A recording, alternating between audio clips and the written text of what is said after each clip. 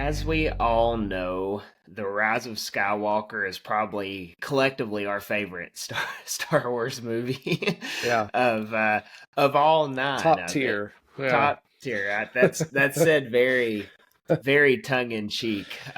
It's my least favorite Star Wars movie for a number of reasons, but this is not a bash on Rise of Skywalker episode per se.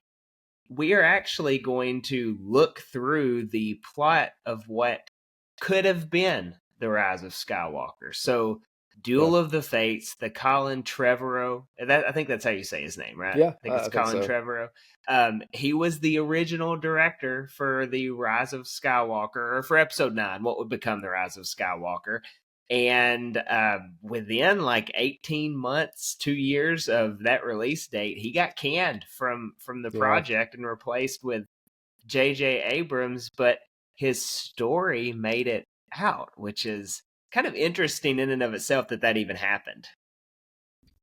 yeah. It's a pretty wild. Like. I don't think I want to watch it yet because I'm still hurt by it. But man, make it. It'd be cool to see a behind the scenes documentary of just Oh, the how that fell apart and came about and made a movie in a year. that's that's it, it's a pretty wild yeah. story. Well, that'll never happen, first of all. Like, Yeah, I every know. Star Wars movie to this point has all of Yeah, that except 9 because it was just a mess. I will say, yeah. though, kudos to them. They made a good looking movie very quickly. Oh, Now, for sure. Yeah, would I say they made a good movie very quickly? Probably not. But they made a good looking different. movie very quickly. A lot of moving parts. Yeah. So kudos to them for that. But Kudos Colin to ILM. Trevorrow, yeah, right.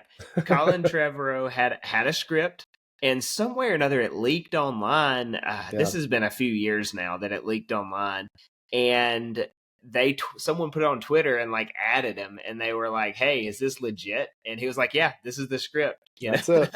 He's like, "I think I can say this. This is the script." So, like, this is confirmed. This is not like some fan fiction, whatever. Like, this is at least the rough draft of what this thing was going to be, Yeah. which is pretty interesting. Again, that this even exists and made it out to the general public. So, while it's the kind of dead time for Star Wars, we got a little lull between now and whatever the next show is, Skeleton Crew. So Yep. might as well look at maybe what could have been. So what we're gonna do today, I'm gonna read through the synopsis of this plot. Like, you can just Google it, you'll find it. You can find like the whole Yeah. thing, and it's Yeah. like in detail. It's pretty detailed. Yeah. But Wikipedia has a nice little synopsis that probably will only take me a couple minutes to read. So if you've ever wanted to hear a Star Wars script read in this very deep South accent, today is your lucky day. So let's hop into this. Let's discuss it, and we'll try just to kind of have a good time with it again. Not too big of a bash fest on the sequels or Rise of Yeah. Skywalker or whatever. Just more so like, oh, this would have been a cool thing to see. So here we go.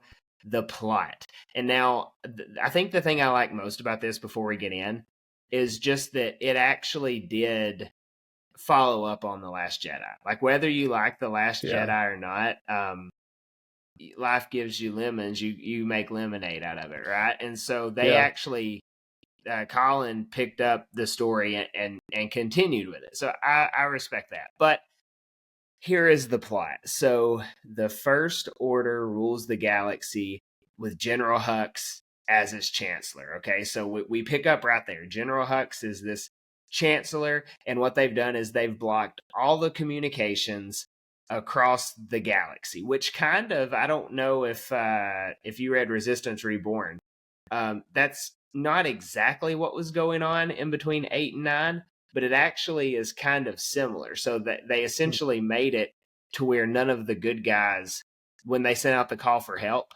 no one came Yeah. because no one was there to listen. So like, they had imprisoned all these people and things like that. So it's not that the call didn't go out, but again, it's in the same vein as that book, which does kind Yeah. of make you wonder, like, if they let this book come out just off of these plans. But either way, our normal heroes, Rey, Finn, Poe, BB-8, Rose Tico's with them. They steal a dreadnought and they steal it from one planet, take it to another planet, and that's where the rest of the resistance is at, and Leia is still in charge. So they establish this new base with this stolen dreadnought, which is cool because like episode 8, you see them going after a dreadnought and they take it out. Yeah. Episode 9, they still won. Like how improbable would that be?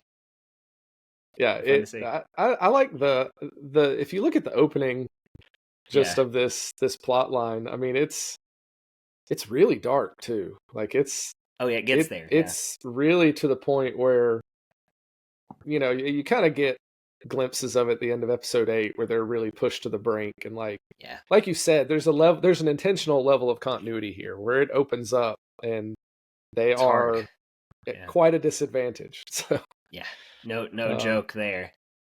So, and now this is a lot of this part, they kind of do take bits and pieces and throw it into the movie, but the script goes from there. Kylo Ren is on Mustafar, which is where we see him. That's where episode 9 actually starts off. Yeah, but he's on Mustafar. He finds a holocron in Vader's castle, which, I mean, how cool would that be? That is cool. Like you see him on Vader's castle, which if you read the Rise of Skywalker novel, it's not too far off on that to an extent.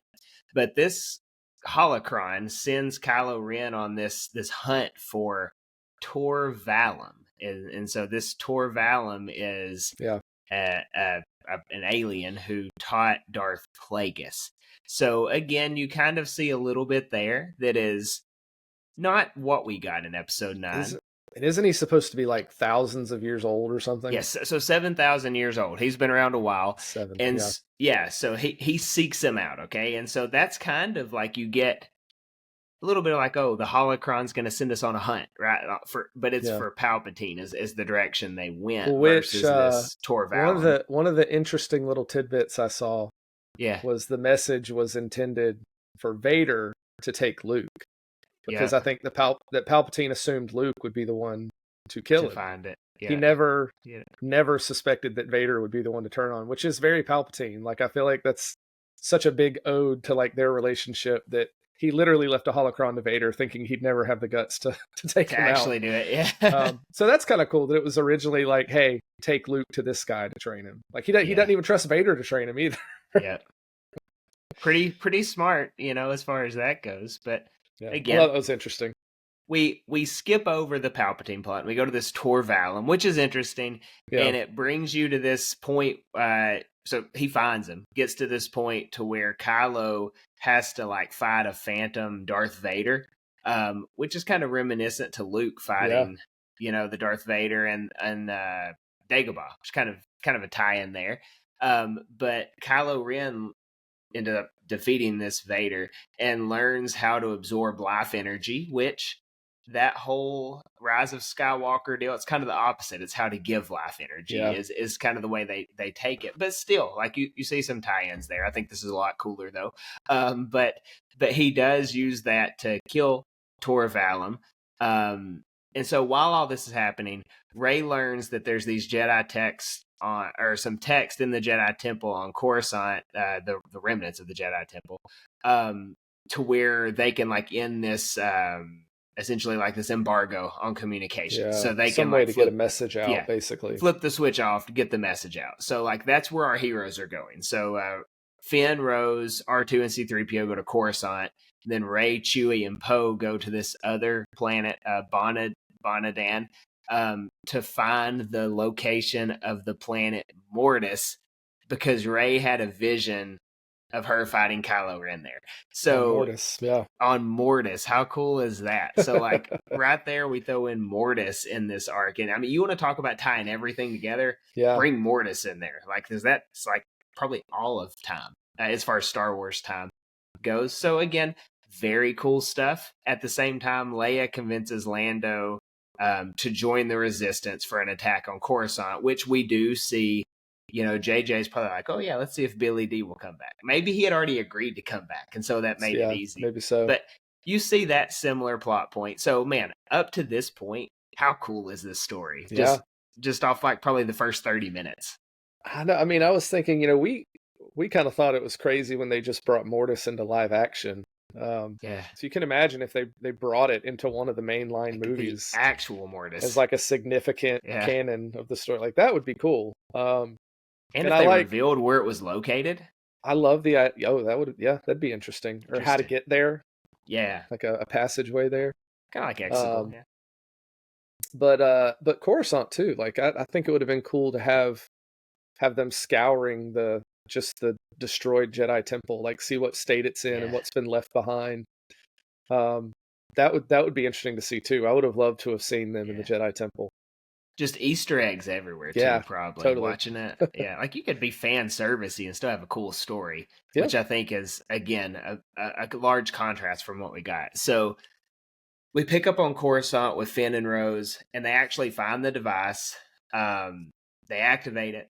And so the idea is it is going to let Leia kind of send out this, Obi-Wan, you're my only hope type deal. Like if you see the concept art for this, and the idea is it's going to like draw all these people into this rebellion, which is kind of similar like to what Lando goes out and does, in the 9 we got. But as they get, found out, very Star Warsy, right? The bad guys figure it out, kind of Endor-esque. And so Rose gets captured, Finn escapes, and he fights a stormtrooper, RK-514. But Finn spares his life, and this stormtrooper actually joins him.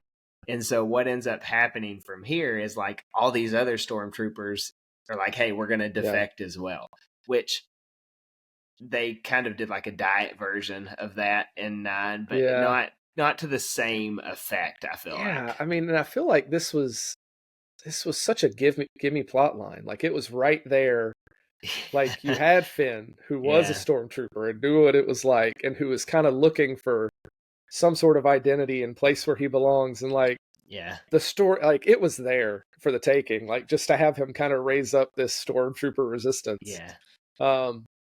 I think that would have been I think that should have been where his character went. I think it lined up that way. And it would have made sense for him. A good arc. I think it would have been.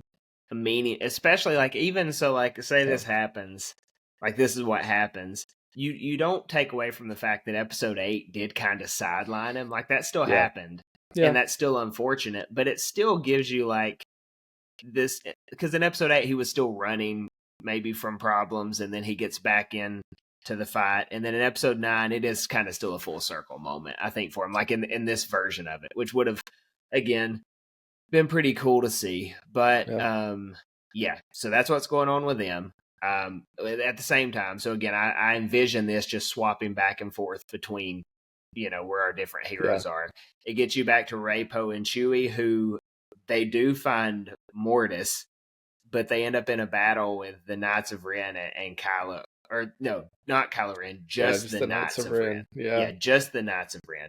They defeat the Knights of Ren, which I think would have been really cool to have seen like the 3 of them fighting, because they're all 3 going to fight differently, right? Like I just picture Poe Dameron fighting them and being like very not useful in this fight, but probably making like a few improbable wins here and there. But Chewbacca just like busting some skulls. I'd have loved to see Chewie fight him. Yeah. There's that's concept art too of him like throwing one off a ledge. Yeah. We don't have enough Wookiee hand-to-hand combat. We definitely need more of that. That is true. So this is interesting though. This is something that kind of carries over into 9. So Rey, while they're fighting, Rey ends up using Force Lightning on one of them, and she ends up like flashing back and remembering that they killed her parents, and then this starts her fear of like, oh, I'm gonna turn to the dark side, which again, that's in episode 9. Force Lightning deal there. The Knights of Ren were technically in proximity when this happens, and Rise of Skywalker. So parts of it, at least a shell of what we just read, kind of happens, and then Rey ends up going to Mortis alone because she's afraid for Poe and Chewie, which is the vein of that continued on into what we got. Again, I don't think they maybe nailed it like how this was written here. I think this would have been just a cooler thing to see with the Knights of Ren. Like, they did the deflection with Chewie and what we got, but it didn't quite feel very emotional watching it in the theater. I know we were both there watching it together, and I mean, I don't think any of us fell for it, right? I'm trying to think back on it. I think I was pretty confident that Chewie wasn't dead. I mean, he's not a character you're going to kill off screen. Especially I feel like there's no way. You got to see the body. Yeah. So again, I think this is maybe a better way to have gone about it. But either way, Poe and Chewbacca go back to the Resistance base. Flashback to Coruscant. You have Finn leading a revolution against the First Order with droids, citizens, and defected stormtroopers. Yeah, that's pretty cool. I mean, I just picture this, and there's concept art of it too. By the way, I highly recommend y'all like just Googling and looking at all this concept art. It's so good, which most concept art is. But this is like this land battle going on there. While this is going on, and it's kind of the idea of who is this? Oh, it's just people, right? That's what they say in Rise of Skywalker when they're that naval or the space fleet shows up. Yeah. So it is kind of just people, but it's also the droids and the defects as well. And while this is going on, you've got Leia, Poe, Chewie, Lando, and what's left of the Resistance showing up as well. Yeah. So, big clash on Coruscant. And so eventually the First Order loses. And so you have Hux like falling on this purple bladed lightsaber, which kind of like it's an interesting random. ode to like you think ancient. Did he find it? Like, is it Mace's? Yeah, I don't know. Everyone's always like, oh, it's got to be Mace Windu. That's find a Mace purple Windu is like the purple lightsaber on Coruscant. There are certain aspects of Star Wars where everyone always like it's got to be Mace Windu, Yeah. Anytime there's a mysterious character or survivor of some sort, oh, it's Mace. Right, Mace Windu. Right? So here's our little it's got to be Mace Windu situation. But so either way, Rose ends up breaking out, rewires a hyperdrive in the First Order ship, and makes it crash above Coruscant as it's trying to get out. So like she like takes all of the First Order out. It's pretty cool. So that's kind of the ending to that Coruscant part. Flashback over to Mortis, and you have Rey and Kylo Ren battling. And now this is so interesting. So they're fighting on Mortis, which I can just imagine would look very cool. Yeah. He blinds her, nearly kills her. So I think that's like a little Rebels callback there, I think, with Kanan. And so then Luke Skywalker's Force Ghost shows up and, kind of gives Rey the little pick-me-up, which we do see that happening in Rise of Skywalker.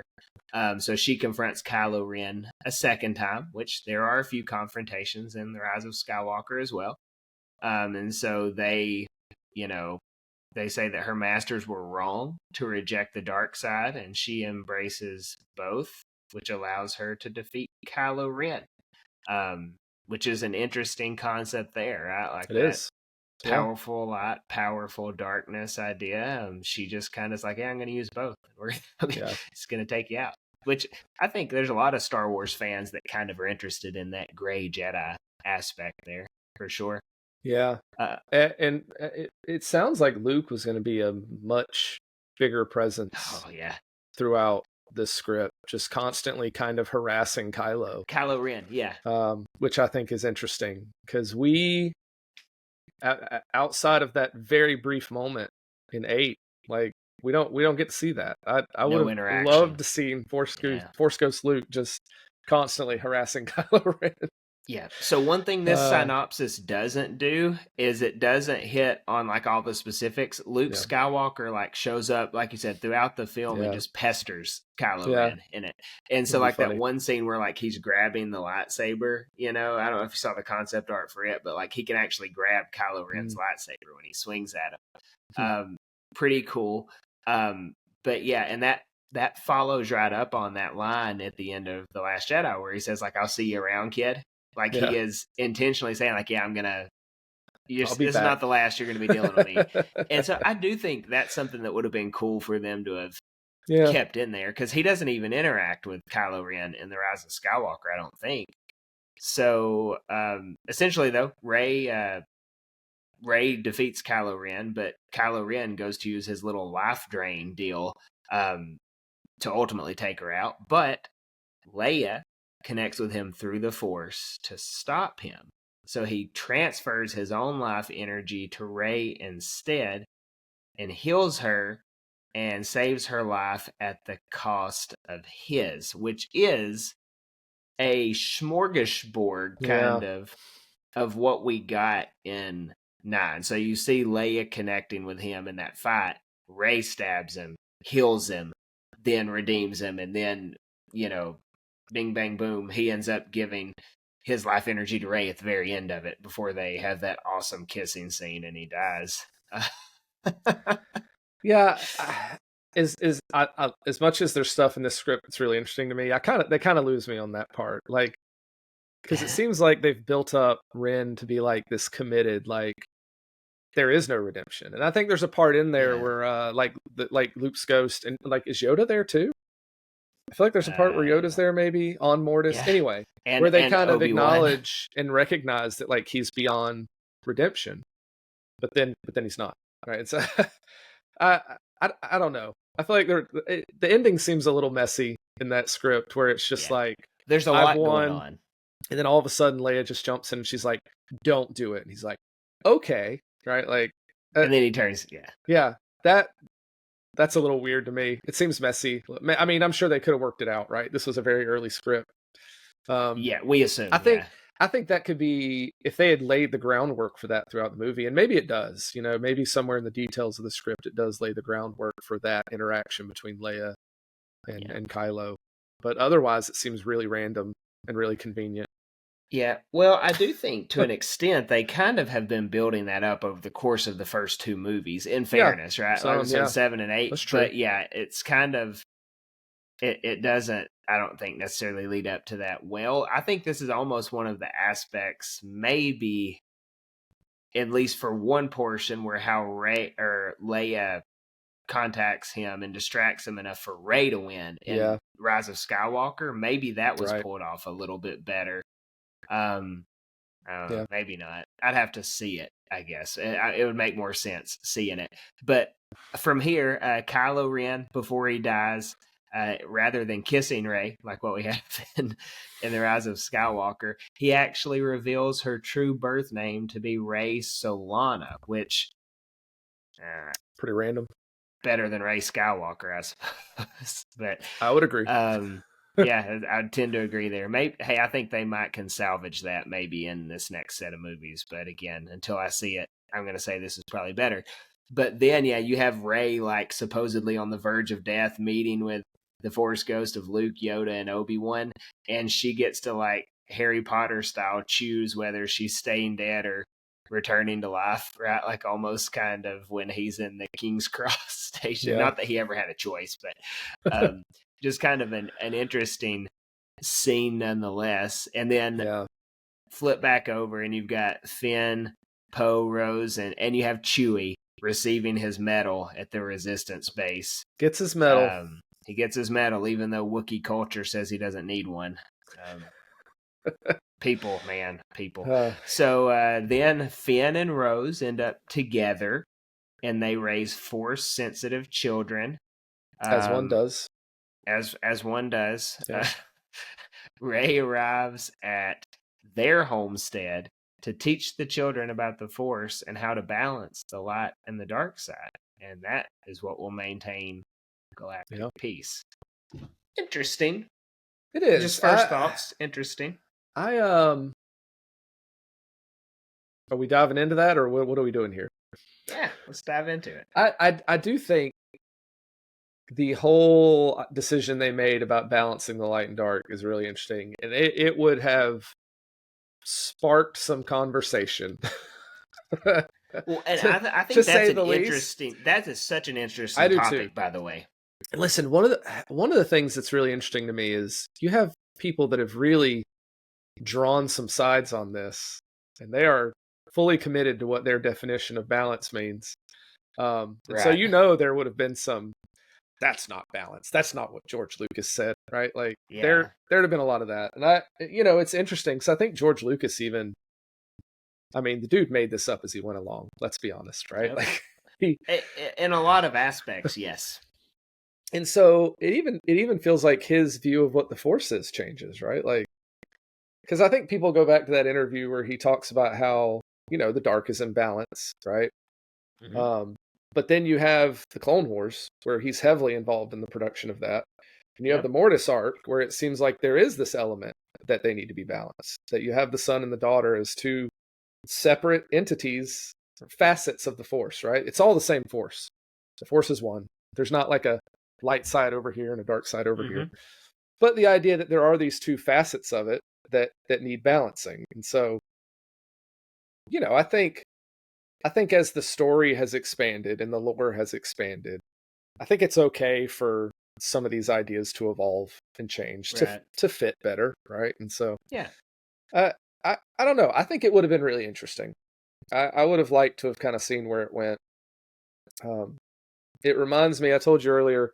It reminds me a lot of the Dawn of the Jedi stuff with like the Ashla and the Bogan, where that's where the Jedi came from, right? And they had this practice of they did acknowledge both, and they kept both in balance. And when someone was out of balance, they'd send them away to go like fix themselves. Like the expectation was that you knew how to balance.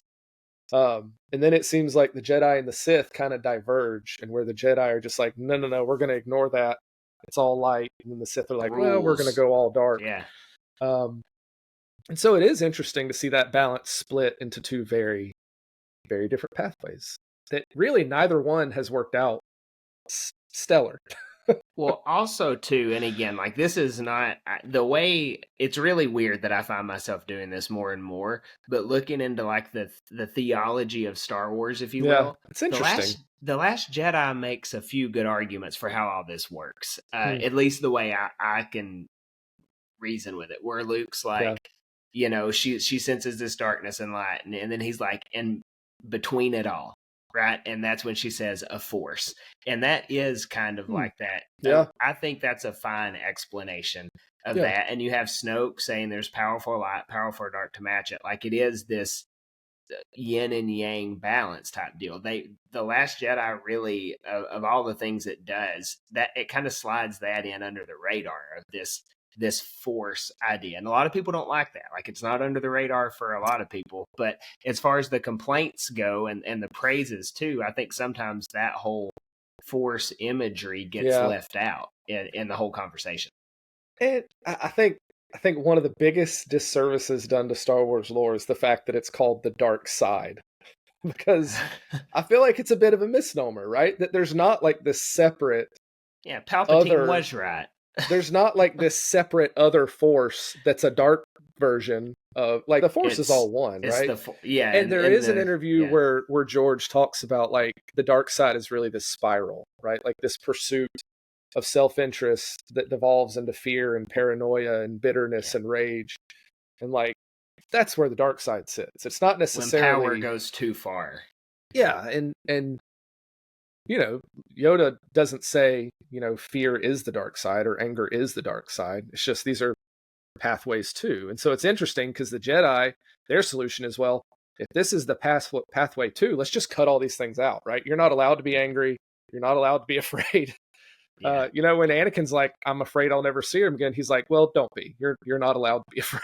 It's essentially his response. Like harsh. Yeah, like it's just, and so the Jedi took this interesting position of like, oh, these things lead to the dark side. We're just going to go ahead and associate them as the dark side. And I feel like that's where they messed up. And nobody knew how to balance their anger or their bitterness. Like things that, like ambition's not a bad thing. It's a bad thing when it makes you be selfish, right?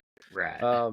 Pride in your work is not really a bad thing until it drives you to think you're better than other people, right? There's these things that lead to the dark side in absence of the light. And that's where, to me, that's where the imbalance is, right? It's when you pursue one in spite of the other.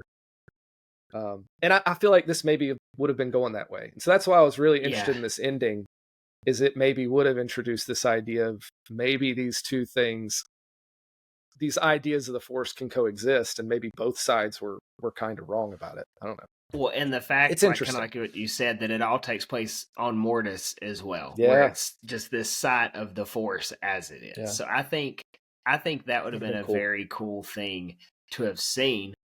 You want to see some of the concept art? Yeah, let's see it. All right, I so didn't look any up earlier, I'm so hoping I'll be nothing bad surprised. pops up on screen here. I don't use Bing image search very often, but yeah, how cool is this? Like you've got this That's pretty cool. this Ray and Finn and Poe there. You got Finn leading that rebellion there. That's Pretty cool. cool. Got this duel on Mortis. No, this is Kylo Ren and Vader here. Oh, like And then the shade of yeah, Vader. and then there was a Mortis one. Oh, this was like the money shot, right? Like kind of recreating the episode 4. No, with BB-8. Yeah, and she's even wearing like that Yeah, outfit, the which white. is Yeah, pretty awesome. This is let's see. It's not sharing there. Okay, so if I hit view image, still not going to take it. So either way, you can see like a good bit of this art here. I'm going to try to find that one because it was cool. Oh, check this out. This is what I was telling you about. Luke grabbing that lightsaber, oh, that's cool. messing with Kylo Ren. Check this out. They're using like a guillotine Oh yeah, on a resistance guy, whew. but it's like That one of got those dark. laser ones. Yeah. And this is like some pretty cool stuff here. You got Yeah, it is neat. double lightsaber Ray. I mean, just a lot of really cool concept art. Yeah. Here's, I guess, the end of the movie. Her Oh yeah, showing up. Finn's got a pretty cool place, big yard. There's that big crash that we read about, I guess, at the end of the movie, trying to escape yeah. Coruscant. That's cool. Pretty neat stuff here. Check this one out. That's the Mortis. Oh, cool. So, I mean, lots of really cool concept art there. I think it would have been a fun movie. Just the Yeah, whole, and it's in a very classic Star Wars fashion. And they actually didn't do this as much on Episode 9 maybe as the others, because the whole deal was like, hey, we're together, right? Like, yeah, because in these other movies, the 3 main heroes never were together. yeah, So in the 9 we got, they actually were.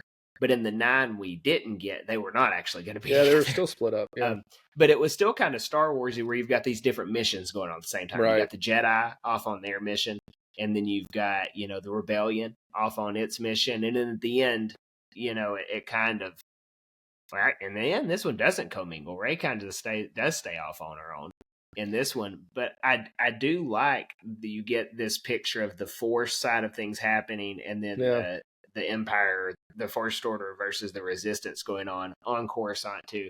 I thought that was that's a nice touch to this movie, that this script. that feels very Return of the Jedi. Right? Even Yeah. like the just the random army of droids and citizens. Like it feels like leading Ewoks into battle, right? Yep. Like kind of the same vein of just like it's kind of comical, but it's kind of terrifying at the same time.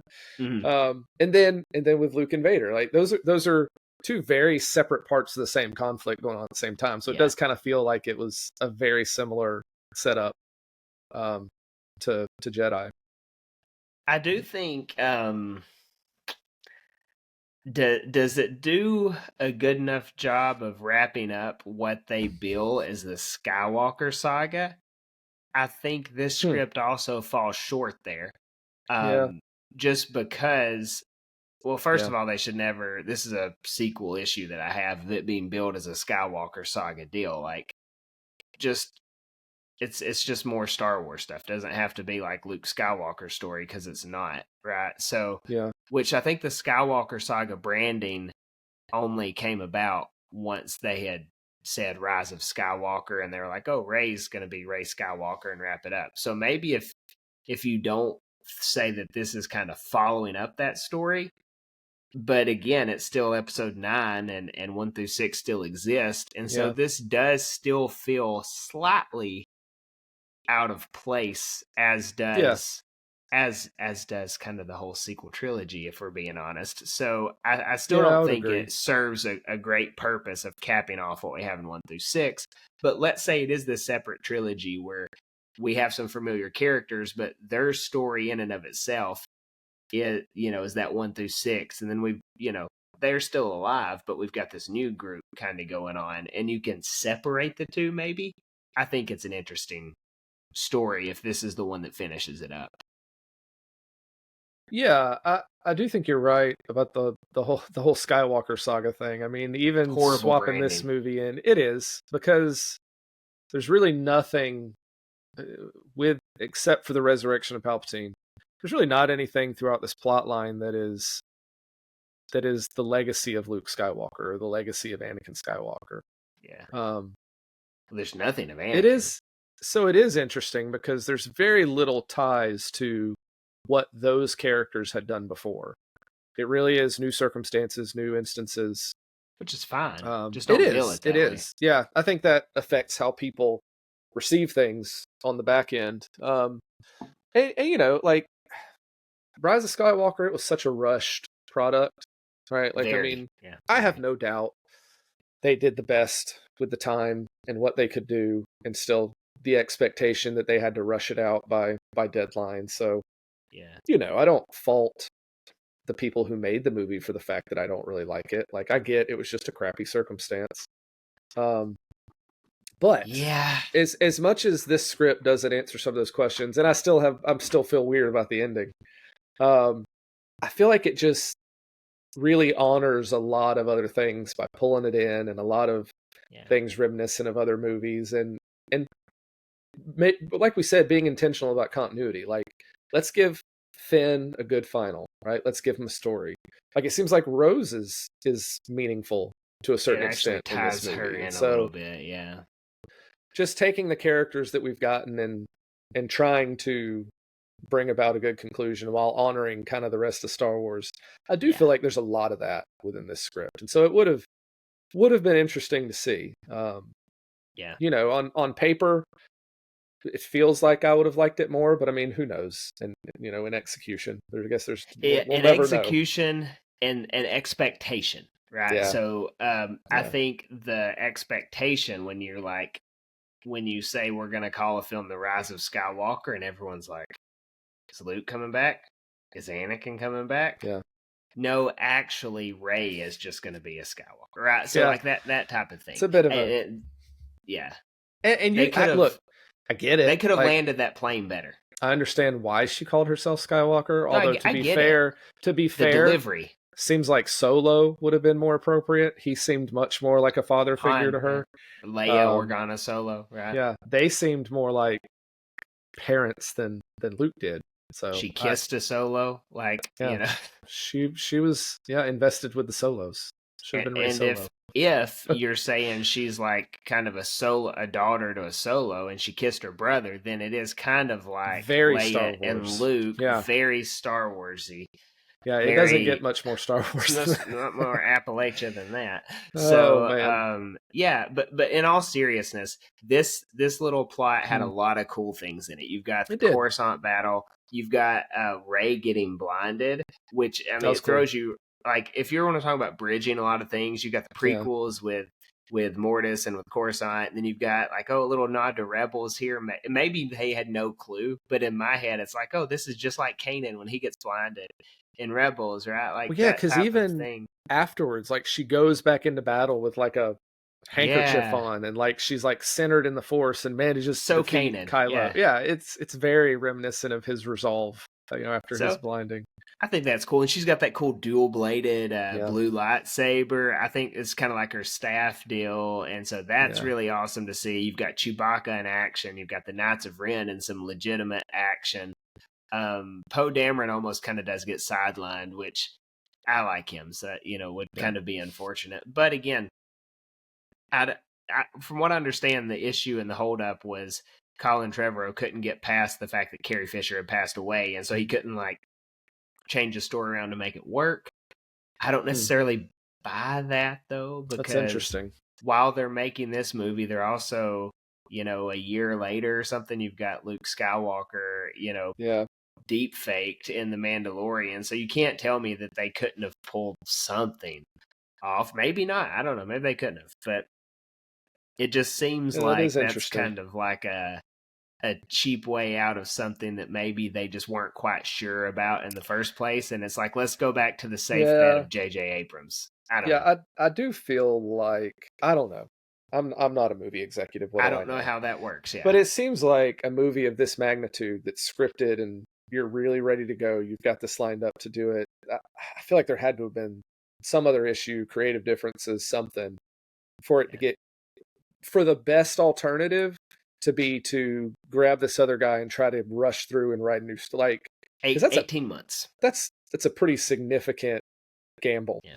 on For on a for huge the franchise. I was about to say on the So last episodic movie it's of a huge man, franchise. like I Yeah. said, I'd just love to hear and see like what were the conversations that killed this script This and led to story. the Yeah. rewriting and just all the drama that would have gone on. It'd be interesting.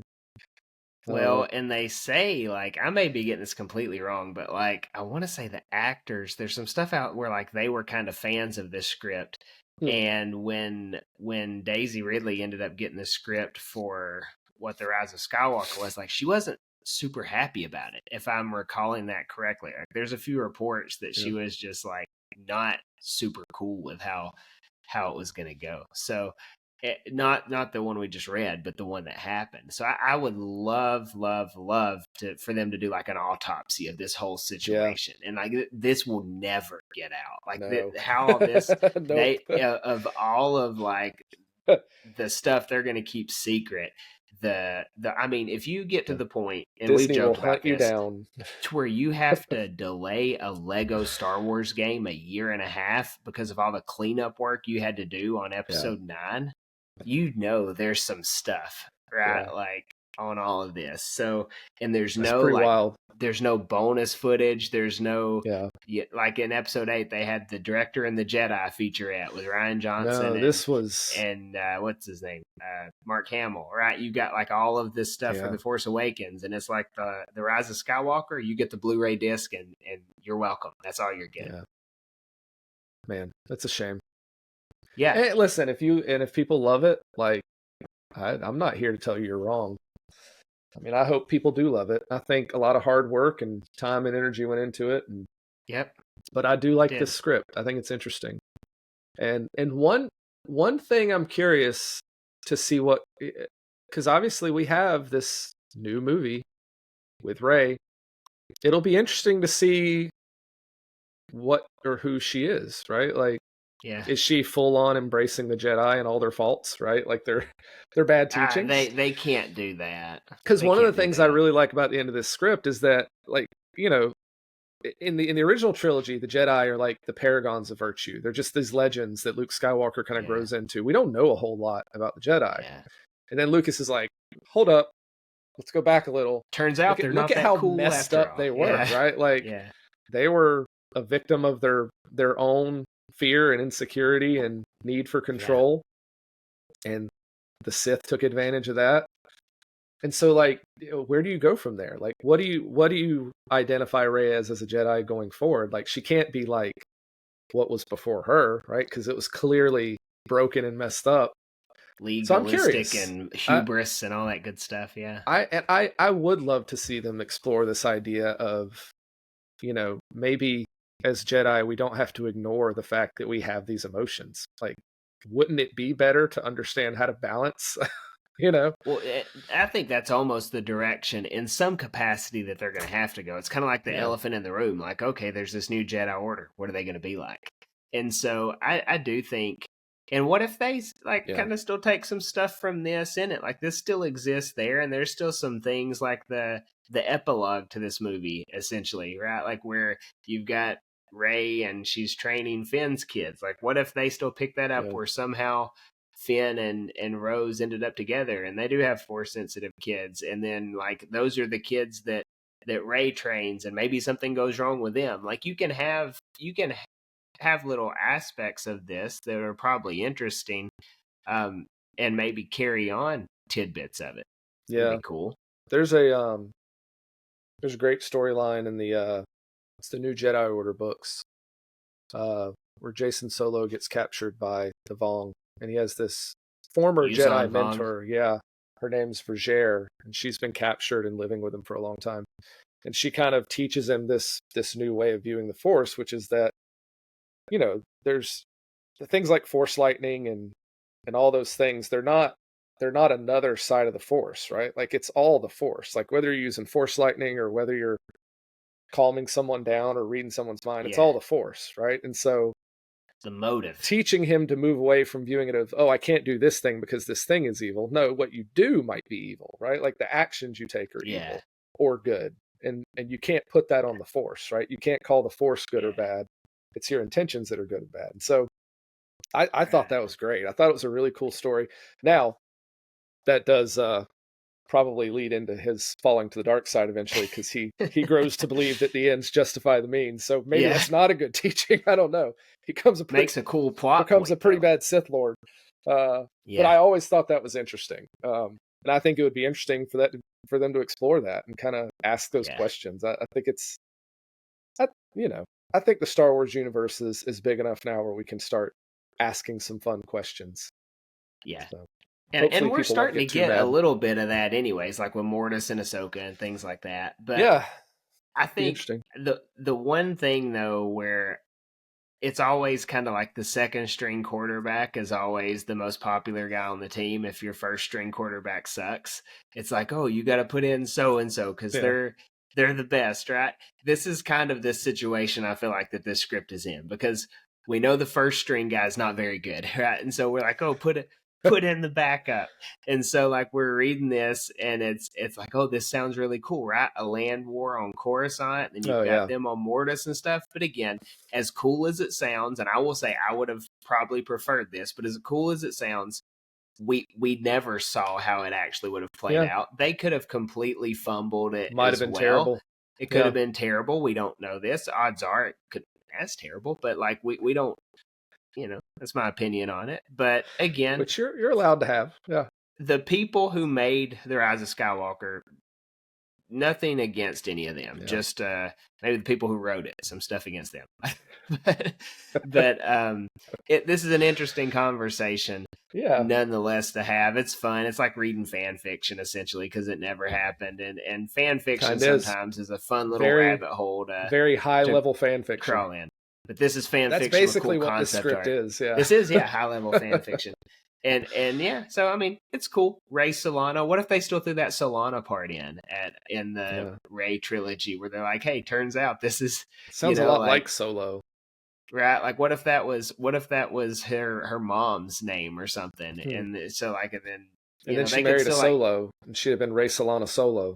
Solana. That's a lot of that's a low. It's a lot like cilantro as well. But maybe Rey Skywalker's better. I don't know.